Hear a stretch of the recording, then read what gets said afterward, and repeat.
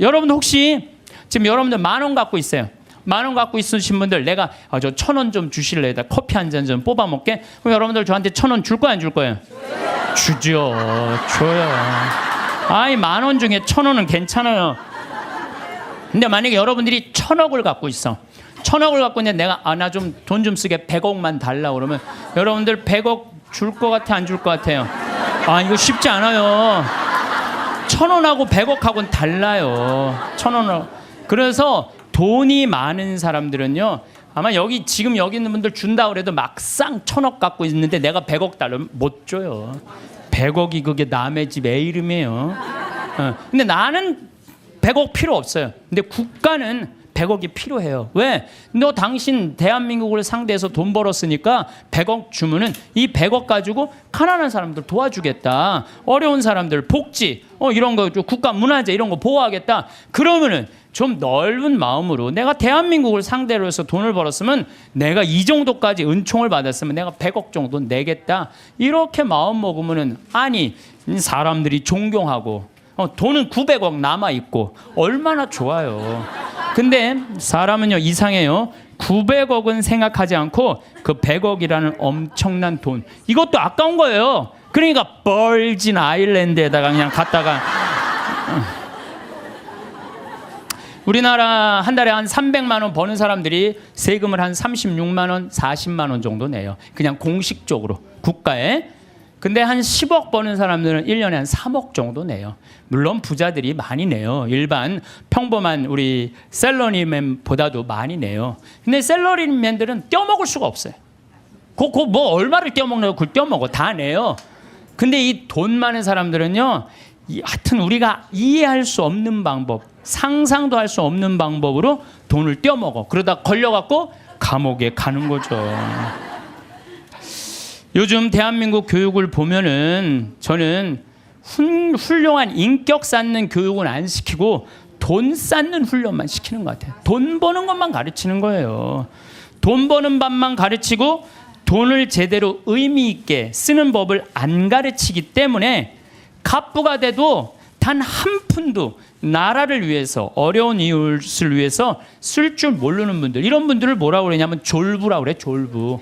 돈은 많은데 쓸 줄 모르는 사람들을 우리가 뭐라 그래? 졸부라. 졸부.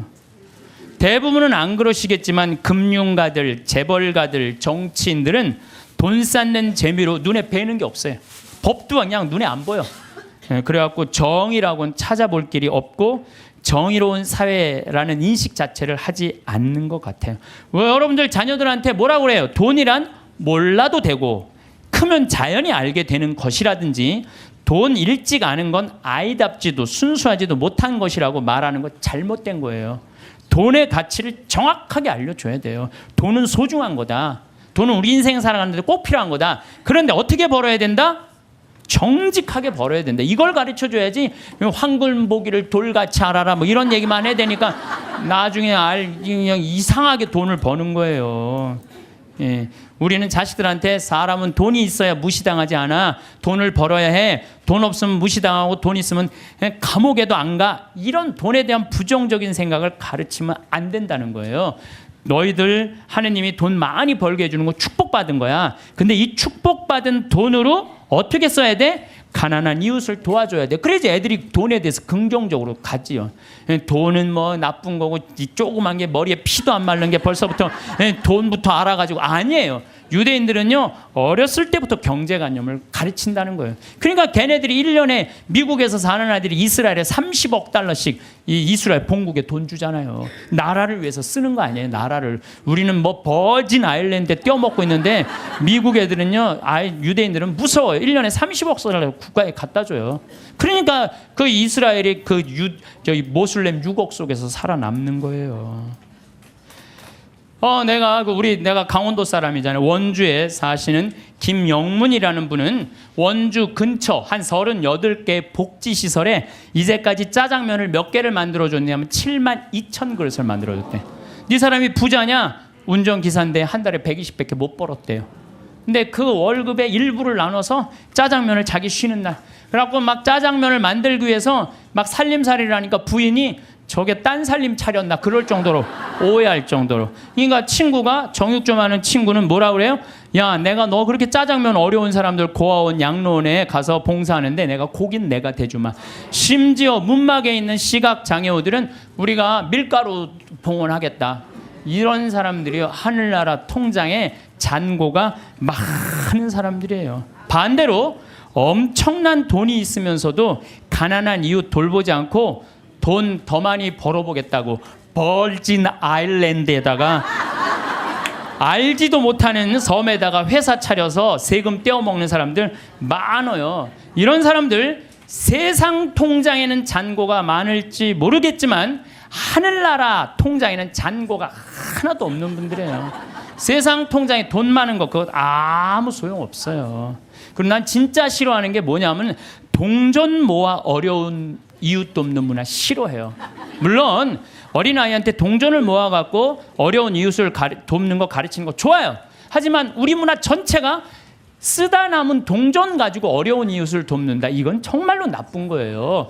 내가 재산 중에 정말로 일부분을 소중한 일부분을 떼어서 어려운 이웃을 도와준다고 할 때 그건 의미가 있는 거예요. 지금 이 시대는 하느님을 꽉 붙잡고 살아야 되는데 돈을 꽉 붙잡고 사는 사람들이 너무 많아요. 돈만 있으면 행복이 올 것 같은데 사실은 그렇지 않습니다. 돈이 오히려 불행으로 가는 지름길인 경우가 많아요. 돈 때문에 감옥에 가는 거지 돈 떼어먹느냐고 감옥에 가는 거지 가난한 사람들이 감옥에 가요. 하늘나라 여건 있는 분들, 가슴에 이 여건 있는 분들 죽음을 맞이할 때도 씩 웃으면서 죽을 수 있는데 돈이 1조 원 있는 분들은 죽을 때 씩 웃고 못 죽어요. 1조 원을 쓰지도 못하고 내가 고스란히 남겨놓고 죽는데 웃고 지금 죽을 판이에요. 지금 내가 지금 더 살아갖고 저 1조 원 지금 누리고 살아야 되는데. 그래서 저는 죽음이라는 건 꼭 필요해요. 왜? 죽음은 만인 앞에 평등한 거예요. 돈 없는 사람이나 돈 1조 원 있는 사람 죽음 앞에는요 아무리 1조를 들이대고 나 한 10년만 더 살게 해달라고 해도 죽을 땐 죽는 거예요. 죽을 땐. 그러니까 죽음이요 우리가 여러분들 죽는 게 억울할 것 같지만 가난한 사람들한테는 억울하지 않아요. 평등을 실현하는 좋은 기회예요. 평등을 실현하는 기회. 정말로 행복하게 죽을 수 있는 분들은 살아있는 동안 모아둔 돈 어려운 이웃 다 나눠주고 본인 먹고 싶은 거 먹고 가보고 싶은데 가보고 여행도 좀 다니고 100살 때 신바람 나게 살다가 죽을 때 통장에 500만 원만 남겨놓고 그냥 죽는 게 제일 행복한 사람이에요.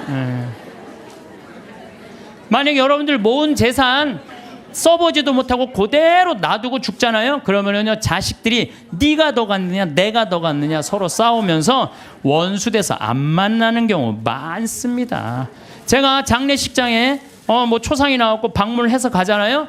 그러면은요 아니 본당 신부가 왔는데도요 상주들이 안 나와요. 그래서 내가 물어봐요. 왜 상주 어디 갔느냐? 저 뒤에서 지금 부주공 갖고 싸우고 있다고. 정말 답답한 일이죠. 답답한 일이에요. 우리 큰형님한테 들은 얘기인데 제가 잘 아는 분이 큰형님이 잘 아는 분이 평소에 아주 가난하고 검소했대요. 그래서 자식들이 부모한테 돈이 많이 있는지 몰랐대요. 근데 아버지가 돌아가셨는데 통장에 10억이 있더래요. 그 아버지가 가난하고 검소하고 통장에 10억 들어있는지 몰랐을 때는 형제들이 우애가 좋았대요. 근데 10억이 딱 통장에 들어오니까 큰아들이 딱 쥐고 안 나눠주더래요. 나눠준다 말만 하고 계속 안 나눠준 거야.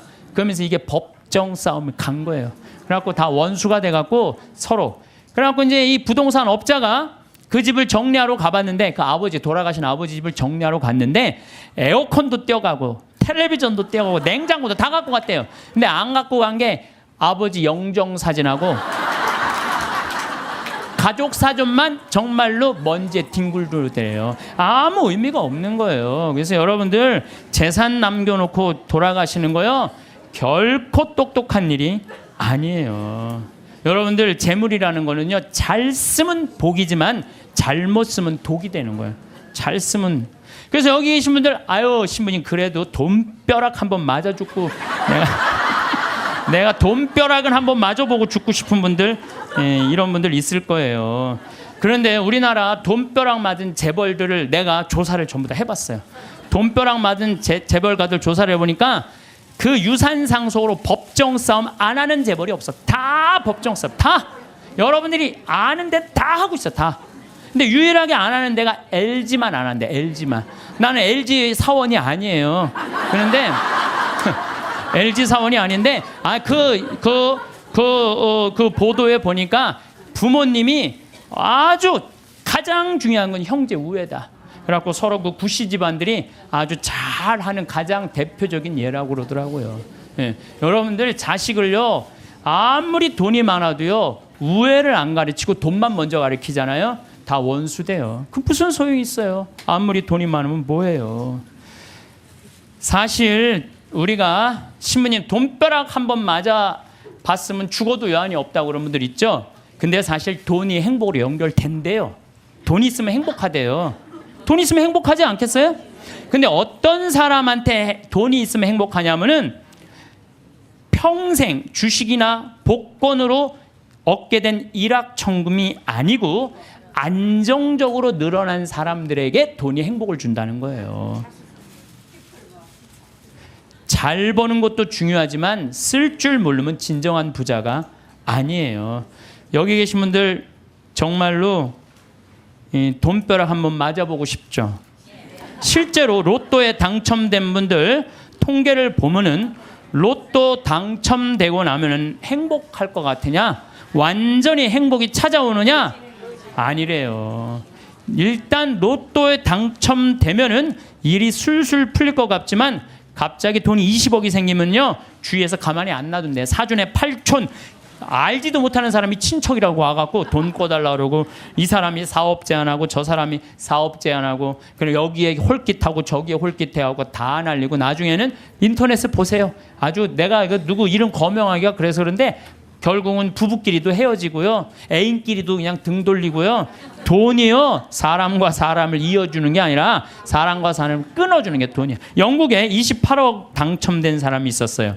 새집 최고급 승용차, 자녀는 호화 사립학교 보냈고 여기저기 사업 투자라는 손짓에 그냥 여기저기 사업들. 근데 그 쫄딱 망한 거예요. 그러니까 쫄딱 망하니까 같이 좋던 부인도 이혼하고 이 사람이 지금 통장에 얼마 남았냐면 10달러 남아있대. 10달러.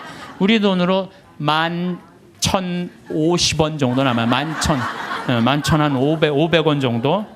예. 돈 많으면 뭐예요? 쓸 줄 모르면 100억을 갖다 줘도요 순식간에 다 날려요. 이 로저라는 사람이 마지막 말이 이래요. 복권 당첨을 되돌아보면 독이 든 성배와 같다. 독이 든. 예. 그래서 부부는 로또 당첨되면 부부끼리 이혼하고 그러니까 돈이 정직하게 버는 사람들은요 함부로 안 써요. 얼마나 소중하게 버는 건데 이걸 함부로 써요. 정말로 고민하고 쓰죠. 근데 순식간에 돈이 생긴 사람은요 헛헛해요. 라고 술집에 가서 날리고 뭐 바람 피고 뭐 사업하고 그러다가 원래 상태보다도 더한 상태로 돌아가는 거죠. 물론 로또 당첨되고 잘 사는 사람도 의외로 많대요. 근데 이 사람들 추적을 근데 잘 사는 사람들은 싹 감춰갖고 잘 못 찾는데요. 근데 우리나라에 400억 로또 당첨된 분이 있어요. 경찰관인데 근데 이분은요 얼마나 멋있느냐면은 자기 학교, 모교, 경찰서, 지역에 이 35억을 딱 기증을 한 거야. 그리고 난 다음에 공부를 한 거예요. 경영 공부를 하고 그러고 난 다음에 지금 중소기업을 아주 잘 운영을 하고 있대요. 이 사람은 400억을 운영할 수 있는 그릇이 된 사람이죠. 예. 그래서 이 돈벼락 맞은 사람들이 행복하게 사는 길은 뭐냐면 나누는 거예요. 나누는 거. 예. 나누면 이 사람이 생각이 건강해져요. 근데 거기다 돈 더 벌려고 그러고 떼돈을 벌으려고 그러면은 다 날리는 거지. 2010년 5월 강원랜드에 부부가 놀러를 갔어요. 면직 사업하는. 근데 이분이 얼마를 맞았느냐면 7억 6,680만 원을 맞은 거야. 로또 잭팟 맞은 거죠. 강원랜드에서. 근데 이 집이 빚이 있었대요. 근데 이 부부가 어떻게 했느냐면 이 돈을 전부 카이스트에 다 기증한 거예요. 카이스트. 왜? 이거는 우리가 노력해서 번 돈이 아니다. 이거 빚이 있었는데도 불구하고 이야 난 그 부부 정말로 멋있다고 생각해요. 왜? 저는 이렇게 생각해요. 그 돈으로 이 사람이 뭐를 했을지는 잘 모르지만은 그 돈 갖고 딴 거 하는 것보다 이렇게 딱 하면 다시 본 생활에 돌아와서 성실하게 살아요. 별 일 없이 그냥 열심히 살아요. 그게 행복한 거지. 그냥 여기 이제 돈벼락 맞고 싶은 분들 맞지 마세요. 이런 분들은 대한민국에도 큰일 하신 분들이지만은 하늘나라에도 공덕 쌓아 놓으신 분들이에요. 갑자기 많은 돈이 생기면요, 사람 미쳐요. 귀신이 쉬어요. 돈 귀신이 쉬어요. 돈이 많다고 행복한 건 아니에요. 제가 아는 어느 분, 여기 내가 여기서 들은 얘기예요. 여기 우리 봉사자들한테 들은 얘기. 대기업 그 해외 지사 차 이제 지사장으로 갔대요. 근데 이쪽 기업에서 딱 와갖고 술을 들이다 저녁에 먹이고 재정 상태에 대해서 물었대요. 근데 이 사람은 술을 못 먹는 사람이래요. 근데 기업 회장들이 먹이니까 어떻게 먹고 정신이 혼란한 상태에서 제대로 대답을 못했대요. 본국으로 돌아가자마자 바로 저기 해고를 당했대요. 해고를 당하고 저기 무슨 서해안 쪽에 횟집에 처형이 이제 그 하는 횟집에 이걸 서빙을 하고 있는 거야. 그 기가 막힌 해외 지사장이. 다른 사람들이 당신 그렇게 인맥도 넓고 능력도 있으니까 우리 회사 내가 스카우트 하겠다고. 그랬더니 이분이 하는 말이 내가 왜 이 좋은 자리를 관두느냐고. 서비스 생각 하나도 안 해도 되고 남 속이 안 와도 되고 이것만 날로 난 너무너무 행복하다. 난 지금 행복하다. 근데 이런 분들을 제가 많이 봐요. 막 큰 사업할 때보다 다 정리하고 욕심을 다 끊고 사니까 너무 행복하다는 분들 저는 정말로 많이 봅니다. 지금 제 강의를 듣는 분들 가운데서도 지금 쥐고 놓지 못하는 분들 많을 거야 지금. 지금 이거를 팔을까 말까 이거를 유지할까 말까 이런 분들 무지하게 많을 거예요. 놔보세요. 놔보면요 굉장히 편안해요.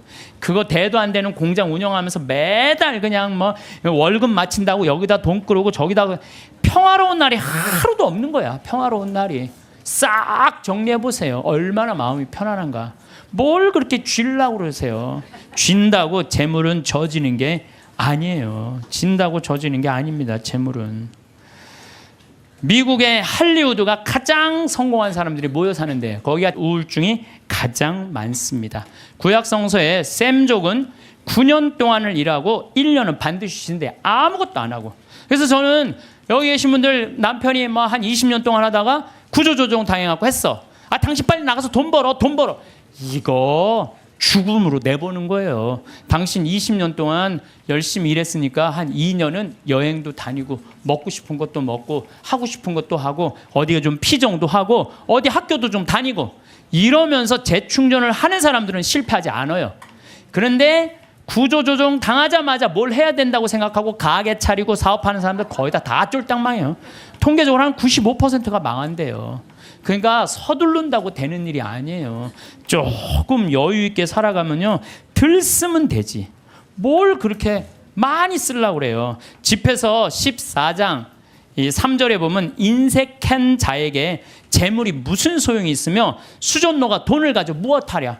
여러분 인색한 사람한테 돈이 있으면 뭐예요? 수전노한테 돈이 있으면 안 쓰면 그 돈은 죽은 돈이에요. 돈은 나눠서 가질 게 없는 식구들이 훨씬 서로 아끼고 사랑할 수 있어요. 돈보다는 형제간의 우애를 더 중요시해서 이렇게 키우는 집안은 하느님 꽉 붙잡고 사는 집안이에요. 돈은요 남한테 빌리러 다니지만 않을 만큼만 있으면 돼요. 또 넉넉하게 있다 하더라도 자식들이나 부모 형제들끼리 돈 하면서 사는 게 아니고 하느님 나라 영광 위해서 또 하느님을 위해서 쓰면 돼요. 돈 없으면 안 쓰면 돼. 안 쓰면. 저는 아울렛이 뭔지를 몰랐어요. 아울렛이 뭔지를 몰랐는데 내가 이제 강원도 평창 이제 강의 들어왔다 나갔다 하는 동안 뭐 여주 쪽에 엄청나게 큰 아울렛이 있더라고요. 그러고 가다가 저 양복 강의할 때 양복 없으면 양복 한번 사러 가자. 양복 딱 들어갔는데 웃돌이 하나를 골랐는데 200만 원 하나에. 그래갖고 내가 딱 접어두고 가자. 그래갖고 문정동 아울렛에 가갖고 50만 원을 가지고 거기서 산 거예요. 양복 2벌.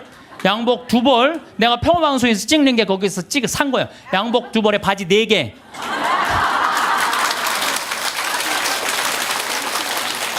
돈은요 없으면 안 쓰면 돼요. 안 쓰면 돼요. 없는데 쓰려고 그러니까 고통스러운 거예요. 집에서 18장 33절에 내 지갑 속에 아무것도 없으면서 꾼 돈으로 잔치를 벌이다 거지가 되지 마라. 그것은 사실 자신의 생명을 거스르는 행동이다. 그러니까 여러분들, 돈이라는 건요, 우리가 너무 나쁘다고 생각할 필요도 없고 너무 좋다고 생각할 필요도 없어요. 내가 돈의 노예가 안 되고 돈을 내가 부리는 주인이 돼야 돼요. 저는 돈만 모아놓았다가 한 푼도 못 쓰고 죽는 사람들 많이 봤어요. 뼈 빠지게 돈 모았다가 하루아침에 사기당해서, 나는 죽는 사람은 덜 억울해. 살아있는데 사기당해갖고 그냥 한 푼도 못 쓰고 쫄딱 망하는 사람들, 그런 사람들 보면요 정말로 저도 가슴이 아파요. 그분들 땅을 치고 통곡합니다. 먹고 싶은 거 안 먹고, 보고 싶은 거 안 보고, 다니고 싶은데 안 다니는데 그 돈을 어떻게 모은 돈인데 이 돈을 사기치느냐고. 때는 이미 늦어요. 때는 이미 늦어요. 여러분들 사기 당하기 전에 쓰세요. 예. 우리 삶이 언제 끝날지 모르잖아요. 나중에 돈 벌면 내가 어려운 이유가 하느님께 봉헌해야지 하는 사람들 끝까지 아무것도 못해요. 나중에 돈 벌면 한다는 사람 끝까지. 나는 나중에 보자는 놈 하나도 안 무섭고, 나중에 하느님한테 봉헌하겠다는 사람 하나도 안 믿어요. 내가 본당 신부할 때 정말로 잘 먹고 잘 살 때는 성당 찾아오지도 않아요.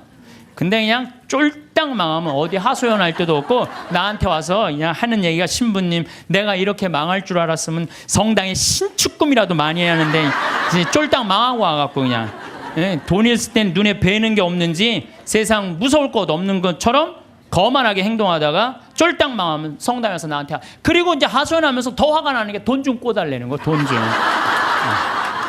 내가 돈이 어딨어요. 그리고 저는요 신념이 뭐냐면 그 달에 번 건 그 달에 다 쓰자, 이게 내 신념이에요. 그러니까 나는 누가 와서 사기 치려고 해도 사기 당할 돈이 없어요. 그 달에 번 건 그 달에 다 쓰는데 사기 당할 돈이 어디 있어요. 여러분들, 나중에 돈 벌면은 어려운 사람 돕겠다는 사람, 이 생각하는 사람 아예 머릿속에서 지우세요.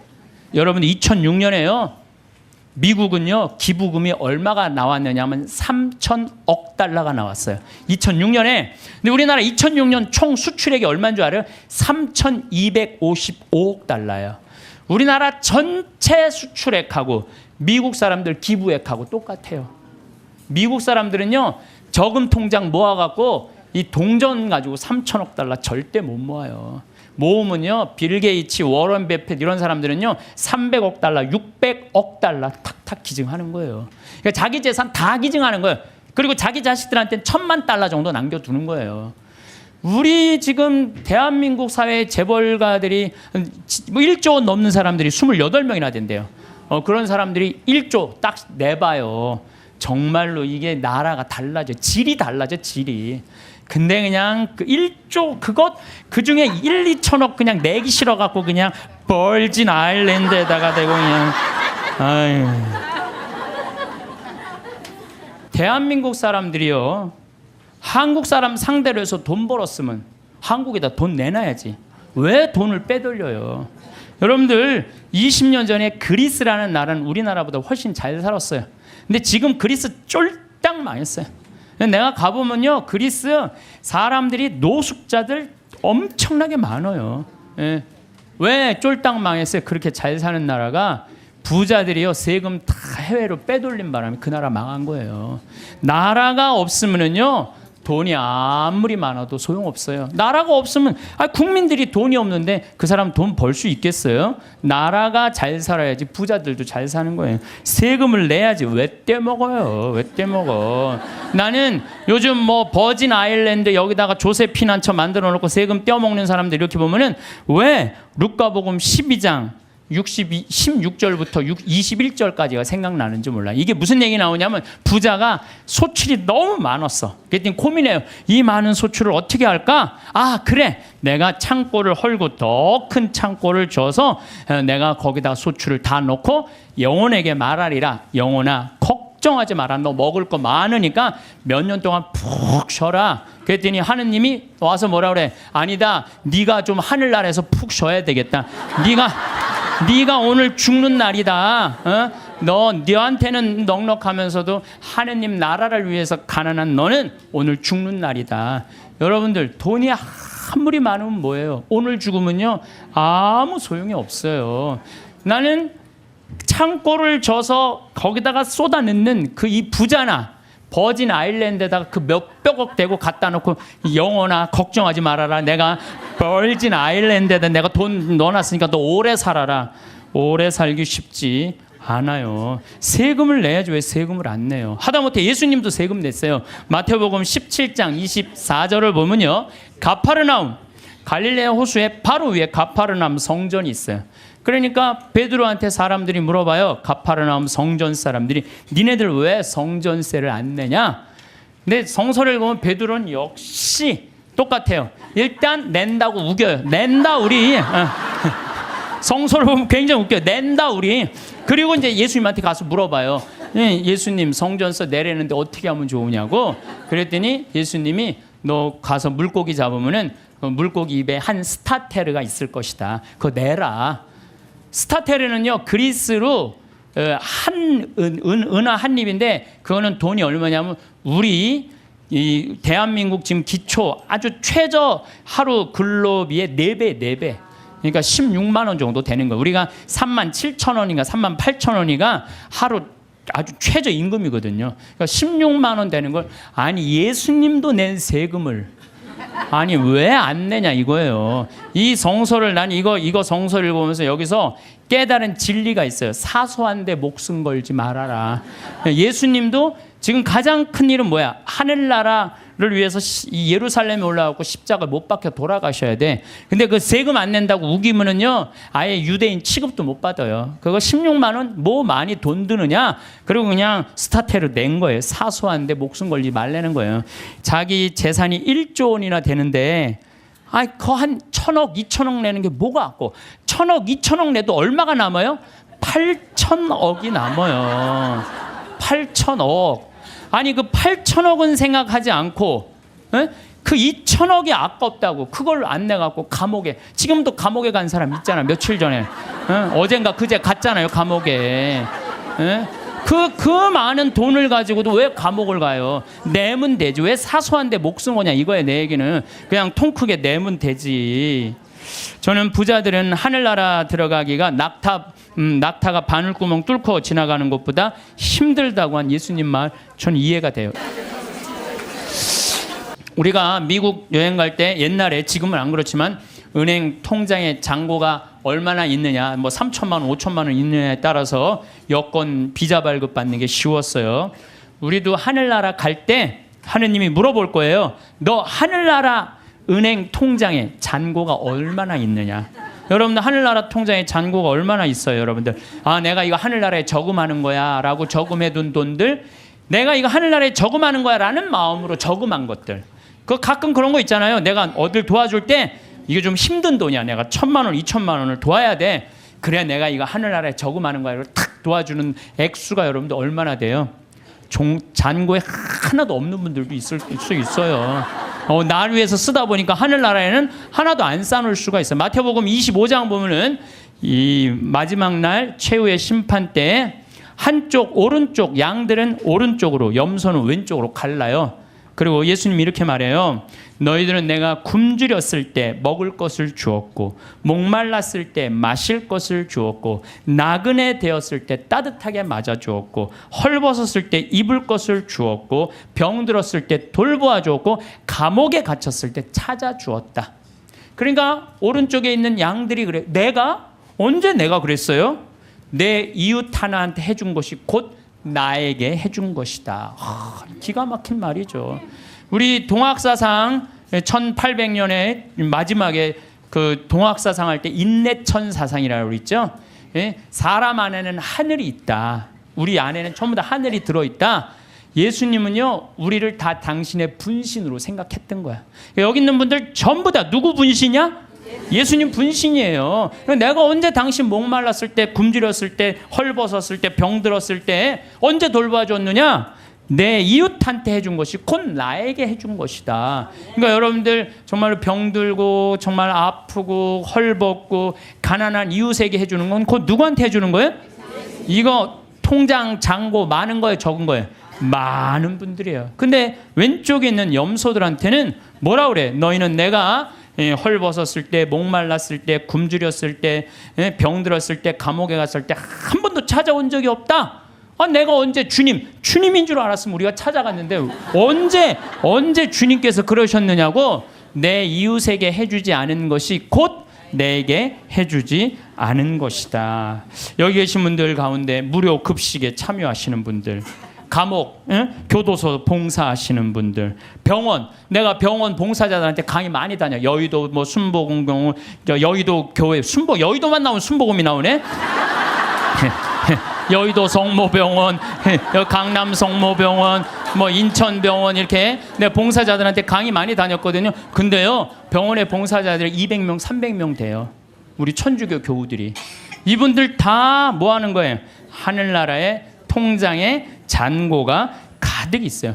하느님을 내가 꽉 붙잡고 있고 내 삶 전체가 하느님께 봉헌된 분은, 지난번에 우리 최재용 신부님 어머니처럼 93살에 돌아가실 때 아들 손을 잡고 어떻게 돌아가실 수 있다고 씩 웃으면서 돌아가실 수 있어요. 그래서 그 죽음이 아니고 새로운 삶으로 옮아가는 여정일 뿐이에요.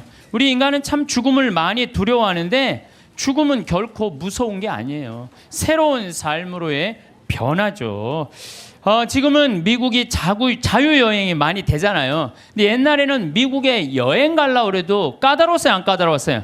까다로웠어요. 미국에 가려고 그러면은 옛날에 미국 비자 발급 받으려면은요, 통장에 잔고가 얼마 있느냐, 너 갔다가 돌아올 수 있는데 보증인이 있느냐, 이런 거 다 물어봤어요. 또 막상 요즘은 미국에 이렇게 제가 로망 칼라를 차고 이제 미국 강의하러 갈 때 거기 여권 심사하는 데서 꼬치꼬치 물어요. 왜 왔느냐고. 그래서 강의하러 왔다. 도라는 갈 거냐? 나 한국에 갈 거다.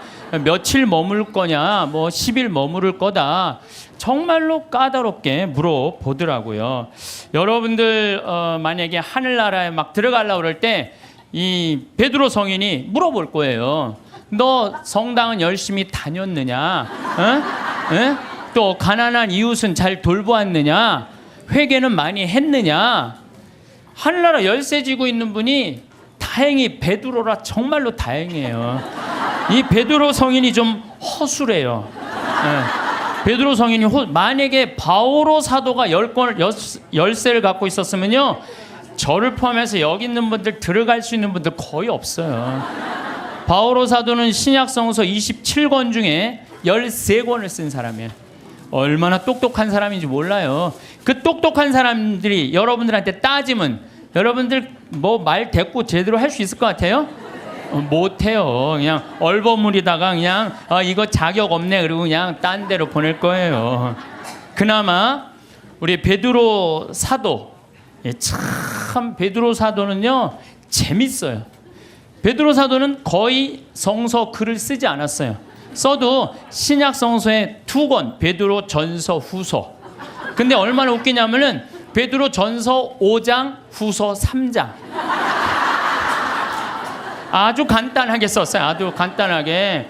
뭐 베드로 성인이 쓴 건지 아니면 제자들이 쓴 건지 몰라도 그것도 베드로 전서를 읽어보면 너무 재밌어요. 어떻게 재밌느냐면은 예수님이 베드로 사도한테 너는 반석이다. 내가 내 위에 내 교회를 세우겠다 그랬죠. 그래서 이 베드로 성인은요 돌에 대한 게 굉장히 관심이 많았던 것 같아. 그래서 이 베드로 사도 예수님 표현하는 걸 보면은 사람들에게는 버림을 받았지만 하느님께 선택된 값진 돌 얘기만 해요. 베드로 전서를 보면은 내가 시온에 돌을 놓는다. 선택된 값진 모퉁이 돌이다. 이 돌을 믿는 이는 부끄러운 일을 당하지 않을 것이다.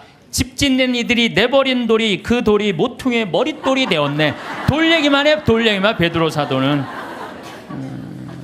근데 이 베드로 사도가 하늘나라 열쇠를 쥐고 있긴 있는데 허술하다는 이야기는요, 예수님께서 이제 예루살렘으로 올라가면서 그 이제 올라가는 길에 얘기를 해요. 나는 너에게 내 교회를 세우겠다. 그리고 그 얘기 하시자마자 뭐라고 그러냐면 나는 예루살렘에 올라가면은 순환을 당하고 죽을 것이다. 그랬을 때 베드로가 뭐라고 그러냐면 아이코 맙소사, 그런 일은 결코 일어나지 않을 것입니다. 내가 당신 지키겠다 이거예요. 지금 예수님은 죽으러 올라가는데 베드로는 국무총리 되려고 올라가는 거예요. 지금 예수님 생각하고 베드로 생각하고 완전히 달라요. 베드로는 하늘나라를 이해하지도 못했어요. 그러니까 이런 말을 하는 거예요. 아이쿠 맙소사, 주님 그런 일은 결코 일어나지 않을 것입니다. 그러니까 예수님이 바로 뭐라고 그러냐면은 사탄아 내게서 물러가라, 너는 나에게 걸림돌이다. 돌 얘기 많이 나오죠. 너는 나한테 걸림돌이다. 너는 하느님의 일은 생각하지 않고 사람의 일만 생각하는구나. 예수님은 하느님의 일로 인류를 구원하시기 위해 십자가에 못 박혀 돌아가시려고 그러는데 베드로는 뭐 하려고 올라간 거예요? 국무총리 하러 올라. 근데 국무총리 왕이 돼야지 국무총리 될 거 아니에요. 근데 죽는다니까. 아이쿠 맙소사, 결코 주님 그런 일은 일어나지 않을 것입니다. 그러니까 예수님이 뭐라 그래요? 사탄아 내게서 물러가라. 너는 하느님의 일은 생각하지 않고 사람의 일, 국무총리 될 일만 생각하는구나. 예수님이 또 그래도 그렇지. 바로 전에 내가 내 위에 내 교회를 세우겠다 그러다가 또 바로 사탄아 물러가라 그냥. 예수님 믿는 거 쉽지 않아요. 예수님 아주 당황스러운 일들을 너무 많이 하셔갖고, 베드로는 예수님이 붙잡히니까 3번이나 예수님을 배반해요. 3번이나. 이제 예수님 붙잡히고 다른 제자들은 그래도 다 도망가도 그래도 베드로가 그 12 중에 나아요. 그래도 예수님 따라가고 어떻게 되나 지켜보려고 따라갔어요. 그러니까 그 종이 뭐라 그래요? 당신도 그 갈릴리아 예수랑 같이 다니는 사람이군요. 그러니까 이 베드로가 뭐라 그래요? 이 여자가 무슨 말을 하는지, 이 여자가 지금 무슨 말을 하는지 모르겠네 이래요. 근데 당신 정말 그 사람하고 있었는데 그랬더니 나는 그 사람을 알지 못하오 그래요. 참, 이 베드로가 할 일이에요? 예수님하고 정말로 내 위에 내 교회를 세운다 그러고 정말로 주님 그런 일은 내가 보호하겠습니다 막 이런 사람인데 나는 그 사람 알지 못하오. 그러니까 3번째로 확실히 당신 그 사람 예수 그리스도와 예수와 같이 다니던 사람 맞는데, 그러니까 베드로는 이렇게 얘기해요. 내가 내 말이 거짓말이라면 1000벌이라도 받겠다고 맹세하면서 나는 그 사람을 모르고 그래요. 아주 배신을 해도 확실히 해요. 확실히. 얼버무리고 한 게 아니라 확실히 배신을 해요. 예수님 배반 3번 했죠. 따라가는 이유도 몰랐죠. 그리고 베드로는요 냉담 생활도 해요. 어떻게 냉담 생활을 하냐면 예수님 십자가 못 박혀 돌아가셨어요. 돌아가시니까 베드로가 뭐라고 그러냐면 나는 물고기 잡으러 간다 그래요. 물고기 잡으러 간다는 얘기는 뭐야? 내가 예수님 따라다니기 전 생활로 돌아간다는 거예요. 이게 냉담이지 뭐예요? 냉담. 지금 수제자라는 사람이 그래갖고 가서 물고기 잡아요. 그때 예수님이 나타나잖아요. 많이 잡았느냐. 그러니까 그 기간 동안 냉담한 거 냉담. 그러니까 짧게 냉담까지 한 사람이 냉담까지. 그런 사람이 하늘나라 여권 심사한다고 이렇게 서 있는 거예요. 자, 여러분들 가갖고 따질만해 안 따질만해요? 따질만해요. 당신은 냉담한 적 없냐? 당신은 배반한 적 없냐? 당신 예수님 딴 생각으로 따라다닌 적 없냐? 대충 따지면 베드로가 눈 깔고 그래 나도 그런 적이 있었지 들어가. 그래서 나는 예수님께서 베드로한테 하늘나라 열쇠 준 것에 대해서는 굉장히 희망적이에요. 왜? 그 실수투성인 그 베드로한테 열쇠를 줬다는 것은 우리들도 실수투성이에요. 저나 여러분이나 인생 살다 보면 흠없는 사람들이 있어요? 흠투성이에요. 그런데 그 기가 막힌 배반까지 한 베드로, 냉담 생활까지 한 베드로를 하늘나라에 열쇠를 주고 그 위에 교회를 세운 하느님은 얼마나 마음이 넓으시겠어요? 그렇지 않겠어요? 네. 그러니까 여러분들이 정말로 회개하고 믿기만 한다면 하느님이 여러분들한테 하늘나라 아주 활짝 문 열어놓고 기다리고 계실 거예요. 근데 문제는 베드로는 마지막에 어떻게 했느냐? 마지막에요 바티칸 지금 그 베드로 성전이 언덕이거든요. 거기에 십자가에 제대로도 아니고 거꾸로 못 박혀서 죽었어요. 내가 어떻게 감히 스승님하고 똑같이 똑바로 매달려 죽느냐라는 그럴 자격 없다. 거꾸로 얼마나 고통스럽게 해서 피가 거꾸로 몰리는 건데, 그러니까 마지막에 정말로 하느님 증언을 확실하게 하고 갔죠. 베드로만 그런 게 아니야. 다 두고 도망간 제자들, 그러니까 12사도가 요한 사도만 빼놓고 다 목숨 순교를 하고 죽어요. 그래서 이 사도들이 예수님 따라다니다가 배신도 하고 자기네들끼리 누가 높냐 싸우기도 하고 뭐 어쨌든 속을 많이 썩였지만 마지막은 어떻게 죽었어요? 은총지위 속에 죽었다는 얘기예요. 은총지위 속에 하느님을 증거하다가 마지막에 죽었다는 거예요. 그래서 여러분들도 죽을 때 가장 잘 죽는 게 중요해요. 죽을 때 죄악 속에서 죽으면요, 그건 회개의 기회가 없는 거예요. 항상 기도할 때 내가 죽을 때 잘 죽을 수 있도록 주님 저를 도와주십시오라고 여러분 항상 기도해야 돼. 그래갖고 항상 죽음을 잘 맞이할 수 있도록, 그래서 늘 주님을 증거하고 주님 속에서 살아갈 때, 돌아가실 때 씩 웃으면서 죽을 수 있다는 얘기죠. 많은 사람들은 풍요로운 삶을 꿈꿉니다. 아마도 우리 모두가 그러할 것입니다. 하지만 돈이라는 단어를 떠올릴 때 마음속에서 일어나는 감정은 사람마다 참 다릅니다. 어떤 분들은 안도감을 느끼고 어떤 분들은 묘한 긴장감을 느낍니다. 또 어떤 분들은 복잡한 감정의 소용돌이 속에서 스스로도 설명하기 어려운 무언가를 경험합니다. 돈은 그 자체로 좋은 것도 나쁜 것도 아닙니다. 돈은 단지 우리의 삶을 돕는 도구일 뿐입니다. 하지만 이 도구를 어떻게 바라보고 어떤 감정으로 대하느냐에 따라 우리의 삶은 완전히 달라질 수 있습니다. 똑같은 금액의 돈이라도 누군가에게는 안정과 기쁨의 원천이 되고 누군가에게는 끊임없는 불안과 걱정의 씨앗이 되기도 합니다. 이런 차이는 바로 돈과 맺는 관계의 질에서 비롯됩니다. 우리는 사람과 좋은 관계를 맺기 위해 노력하지만 정작 우리 삶에서 중요한 역할을 하는 돈과는 어떤 관계를 맺고 있는지 깊이 생각해 본 적이 드뭅니다. 오늘은 돈과 좋은 관계를 맺고 진정한 풍요로움을 누리는 방법에 대해 이야기해 보려 합니다. 돈을 대하는 우리의 태도를 살펴보면 크게 두 가지 경향을 발견할 수 있습니다. 하나는 돈을 최대한 많이 모으고 쌓아두려는 태도입니다. 이런 태도의 밑바닥에는 혹시 모를 미래에 대한 불안감이 자리 잡고 있습니다. 충분히 이해할 수 있는 마음입니다. 우리는 예측할 수 없는 일들을 겪어왔고 대비의 중요성을 알고 있으니까요. 하지만 이런 태도가 지나치면 역설적인 상황이 벌어집니다. 돈을 많이 모을수록 잃을 것에 대한 두려움도 함께 커집니다. 통장의 숫자는 늘어나는데 마음의 평화는 오히려 줄어드는 것입니다. 마치 물을 가득 담은 항아리를 조심스럽게 들고 가는 사람처럼 긴장하며 살게 됩니다. 이것이 과연 우리가 원했던 풍요로운 삶은 아닐 것입니다. 다른 하나는 돈을 너무 쉽게 써버리는 태도입니다. 순간의 즐거움이나 충동적인 욕구를 따라 돈을 사용하고 나면 일시적인 만족감은 느낄 수 있지만 곧 후회와 허탈함이 찾아옵니다. 이런 방식 역시 돈과 건강한 관계를 맺고 있다고 보기 어렵습니다. 돈은 손가락 사이로 빠져나가고 정작 삶의 의미 있는 변화는 일어나지 않습니다. 그렇다면 우리에게 필요한 것은 돈을 흘려보내는 즐거움을 아는 것입니다. 여기서 흘려보낸다는 말은 무분별하게 쓴다는 의미가 아닙니다. 돈을 가치 있는 곳에 사용함으로써 그것이 우리 삶의 의미 있는 무언가로 변화하도록 하는 것을 말합니다. 물은 흐를 때 생명력을 지닙니다. 고여있는 물은 썩지만 흐르는 물은 맑고 깨끗합니다. 강물이 바다로 흘러가듯 돈도 움직일 때 진정한 가치를 발휘합니다. 돈을 단지 쌓아두기만 하면 그것은 숫자에 불과합니다.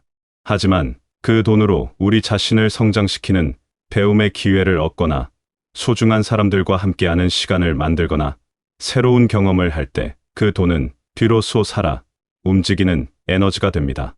맛있는 음식을 함께 나누는 자리를 마련하는데 돈을 사용했다고 생각해 봅시다. 그 순간 돈은 단순히 사라지는 것이 아닙니다. 그것은 웃음과 대화와 따뜻한 마음의 교류로 변화합니다. 그 자리에서 나눈 이야기와 함께 느낀 행복은 오랫동안 우리 마음속에 남아 삶을 풍요롭게 만듭니다. 이것이 바로 돈을 흘려보내는 즐거움입니다. 또 다른 예를 들어보겠습니다. 건강을 위해 좋은 음식을 먹고 적절한 운동을 하는데 돈을 사용한다면 그 돈은 우리 몸의 건강으로 전환됩니다. 건강한 몸은 우리에게 활력을 주고 더 많은 것을 누릴 수 있는 기반이 됩니다. 새로운 취미를 배우는데 돈을 쓴다면 그 돈은 우리의 재능과 즐거움으로 바뀝니다. 집안을 편안하게 꾸미는데 돈을 투자한다면 그 돈은 매일매일의 평화로운 시간으로 돌아옵니다. 이렇게 돈을 흘려보낼 때 우리는 단순히 돈을 잃는 것이 아니라 그것을 더 가치 있는 형태로 변환시키는 것입니다.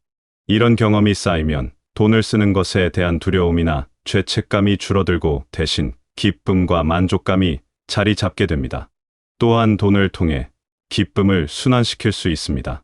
돈과 좋은 관계를 맺는다는 것은 돈을 긍정적인 감정과 연결하는 것입니다. 우리가 누군가에게 작은 선물을 하거나 감사의 마음을 표현할 때 돈을 사용한다면 그 돈은 기쁨과 감사의 매개체가 됩니다. 이렇게 돈을 쓸 때 우리는 단지 물질을 교환하는 것이 아니라 마음을 나누는 것입니다.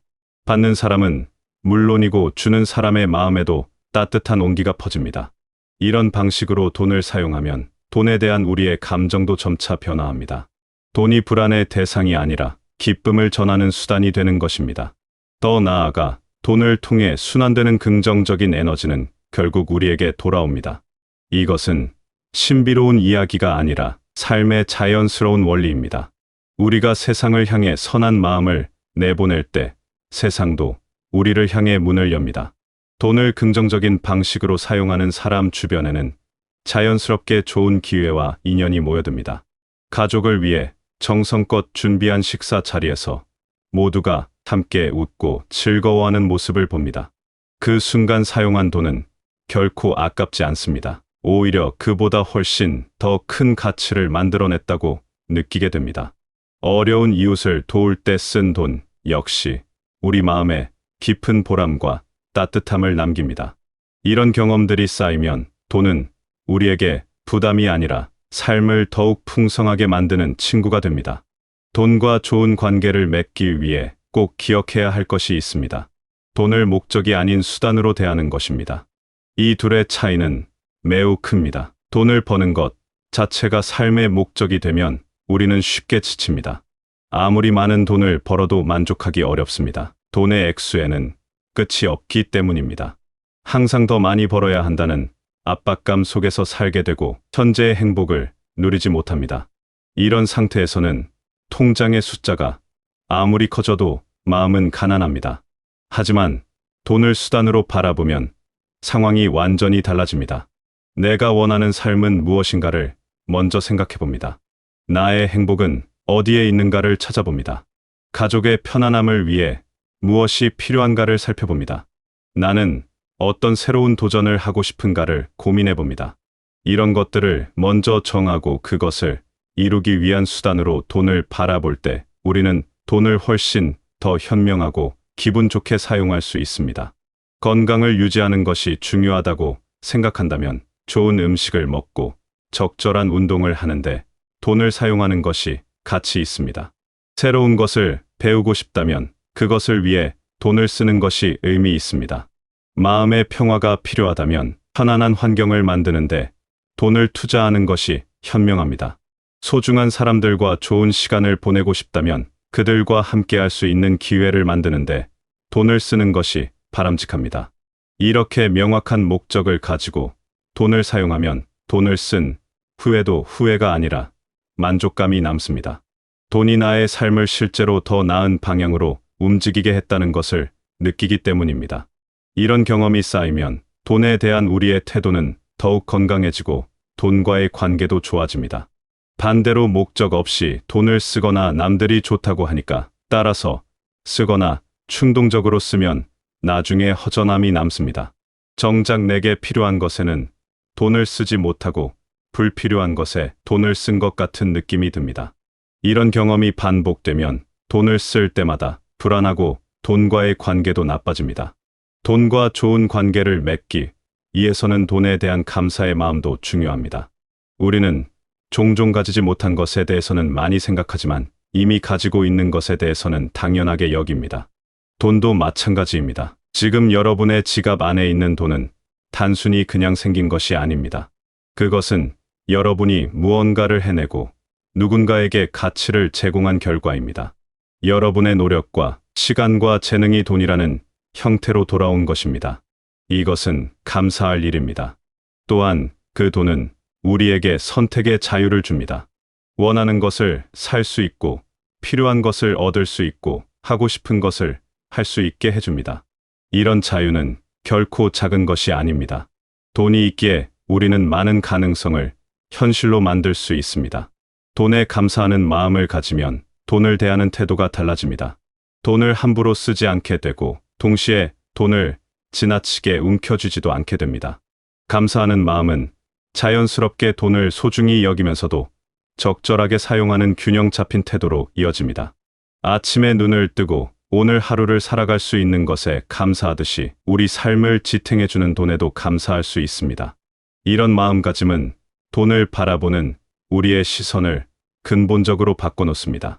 돈이 스트레스의 원인에서 감사의 대상으로 변화하는 것입니다. 풍요로운 삶은 단순히 많은 돈을 가지는 것과는 다릅니다. 진정한 풍요로움은 돈을 통해 우리가 얼마나 의미 있는 경험을 하고 얼마나 행복한 순간을 만들어내느냐에 달려 있습니다. 통장에 큰 금액이 있어도 그것을 사용할 줄 모르거나 사용하는 것을 두려워한다면 그 돈은 우리에게 풍요로움을 주지 못합니다. 반대로 많은 금액은 아니더라도 그것을 가치 있게 사용할 줄 안다면 우리는 충분히 풍요로운 삶을 누릴 수 있습니다. 돈과 좋은 관계를 맺는다는 것은 결국 돈을 우리 삶의 주인으로 만드는 것이 아니라 우리 삶을 더 좋게 만드는 협력자로 여기는 것입니다. 돈을 불안의 근원이 아니라 삶을 돕는 고마운 도구로, 그리고 좋은 친구처럼 대할 때 우리는 돈을 훨씬 더 잘 활용할 수 있게 됩니다. 이런 태도의 변화는 하루아침에 일어나지 않습니다. 오랜 습관과 생각의 패턴을 바꾸는 것은 시간이 필요한 일입니다. 하지만 조금씩 의식적으로 노력한다면 반드시 변화는 찾아옵니다. 오늘부터 돈을 쓸 때 잠시 멈추어 생각해 보십시오. 이 돈이 나의 삶에 어떤 의미를 더할 것인지를 생각해 봅니다. 이 돈의 사용이 나에게 기쁨을 줄 것인지를 살펴봅니다. 이 돈으로 누군가와 좋은 마음을 나눌 수 있는지를 고민해 봅니다. 이렇게 의식적으로 생각하면서 돈을 사용한다면 여러분은 이미 돈과 더 좋은 관계를 맺기 시작한 것입니다. 그리고 돈을 벌었을 때도 잠시 멈추어 감사해 보십시오. 이 돈이 내게 오기까지 내가 무엇을 했는지를 되돌아봅니다. 이 돈이 내게 어떤 가능성을 열어주는지를 생각해 봅니다. 이런 생각을 하면서 돈을 받아들인다면 돈은 여러분에게 부담이 아니라 축복으로 느껴질 것입니다. 돈과 좋은 관계를 맺으면 신기한 일들이 일어납니다. 같은 금액의 돈이라도 더 큰 만족감을 줍니다. 돈을 쓸 때 죄책감이나 불안감 대신 기쁨과 평화를 느낍니다. 돈을 벌 때도 억지로 하는 것이 아니라 내가 제공하는 가치에 대한 정당한 보상으로 받아들이게 됩니다. 또한 돈과 좋은 관계를 맺으면 돈에 대한 집착에서 벗어날 수 있습니다. 역설적이게도 돈을 덜 집착할수록 돈은 더 자연스럽게 우리 곁에 머뭅니다. 우리가 돈을 건강하게 사용하고 순환시킬 때 돈은 다시 우리에게 돌아오기 때문입니다. 돈이 흐르는 곳에는 생명력이 생깁니다. 돈을 막아두고 움켜쥐면 에너지가 정체되지만 돈을 적절히 사용하고 순환시키면 새로운 기회와 가능성이 열립니다. 이것은 자연의 이치와도 같습니다. 강물이 흘러야 생명이 자라나듯이 돈도 흘러야 풍요로움이 생겨납니다. 여러분의 삶에서 돈이 두려움의 대상이 아니라 감사의 대상이 되기를 바랍니다. 돈이 여러분을 지배하는 것이 아니라 여러분이 돈을 지혜롭게 다루는 주인이 되기를 바랍니다. 돈을 통해 여러분이 원하는 삶을 만들어가고 여러분이 사랑하는 사람들과 기쁨을 나누며 여러분 자신의 성장과 행복을 위해 의미 있게 사용하기를 바랍니다. 풍요로움은 멀리 있지 않습니다. 그것은 바로 지금 여러분의 손안에 있는 돈을 어떻게 바라보고 어떻게 사용하느냐에 달려 있습니다. 돈과 좋은 관계를 맺으면서 매일매일 작은 기쁨을 누리고 의미 있는 경험을 쌓아가며 진정으로 풍요로운 삶을 살아가시길 바라겠습니다.